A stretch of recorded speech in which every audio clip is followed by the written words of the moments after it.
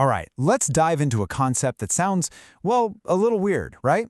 The active couch potato paradox. It seems like a total contradiction, but believe me, it describes a huge health challenge that a lot of us are facing right now, probably without even realizing it.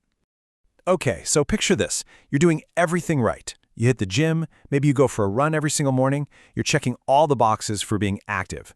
But what if all that hard work isn't enough? What if one simple thing you do every day is quietly undermining all of it?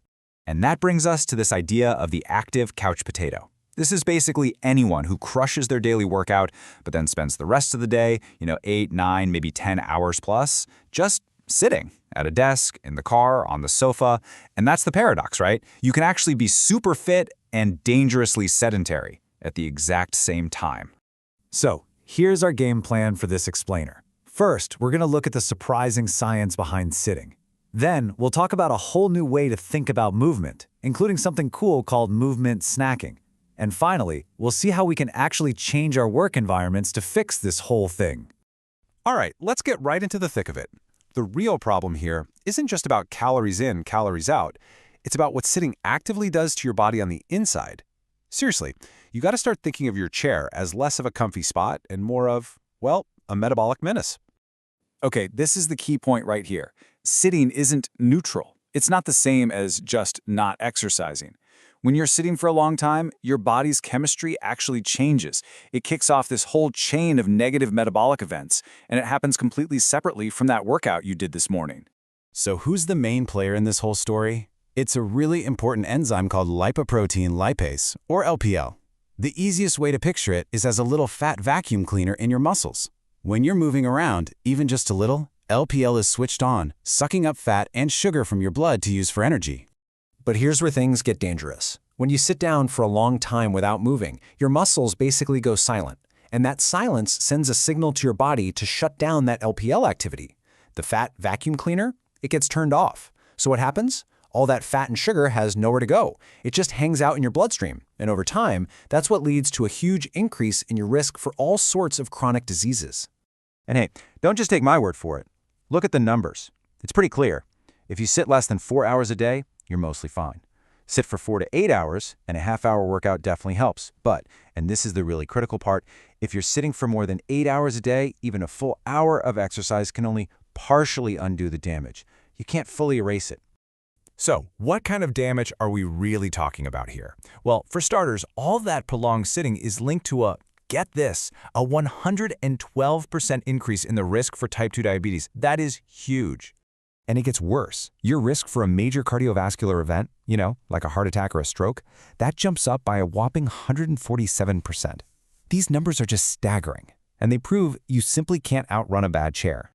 It's like the researchers themselves say, your gym membership is not a get-out-of-jail-free card. You can't just be active for 1 hour and then completely stationary for the other 23. It just doesn't work that way. Okay, so if hitting the gym harder isn't the whole solution, then what is? Well, it means we have to completely change how we think about being active. This isn't about more exercise. It's about re-engineering your entire day. And this really shows what I mean. The old way of thinking was, did I get my 30 minutes in? Check. Done. The new goal is totally different. It's what's called a whole-of-day approach.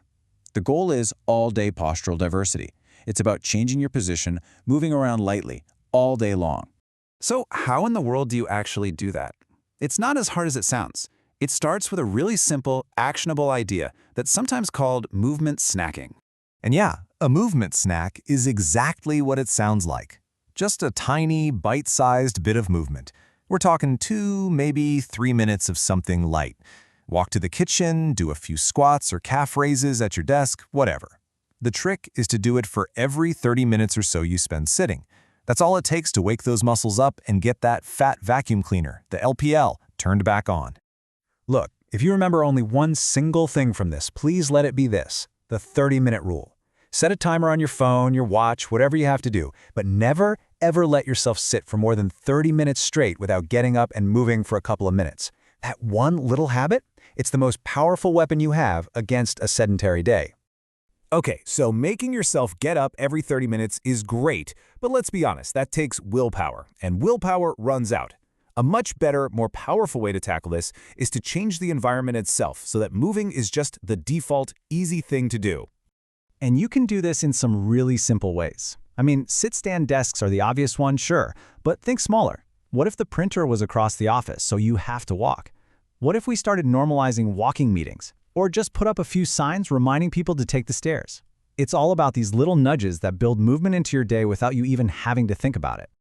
And this stuff actually works. It's not just a nice idea. There was this big study called Stand Up Victoria, where they tried this in real offices. The results were amazing. People sat, on average, for 99 minutes less each day. And they saw real, measurable improvements in their health markers. It's proof that this approach is the real deal. So at the end of the day, that's the real goal, right? To create spaces, offices, homes, you name it, where being active isn't another chore on your to-do list, it's just what happens naturally, because the whole environment is set up for it. And you know, this all points to something even bigger. A lot of the research is now saying we need to change public health policy. We need to stop just talking about exercise and start officially recognizing that sitting for long, uninterrupted periods is a real occupational hazard. You know, just like any other workplace risk. So I'll just leave you with this question to think about. We have all these safety standards at work for things like air quality and physical strain. With everything we now know about how actively harmful sitting is, isn't it time we started treating the simple office chair with the same level of seriousness?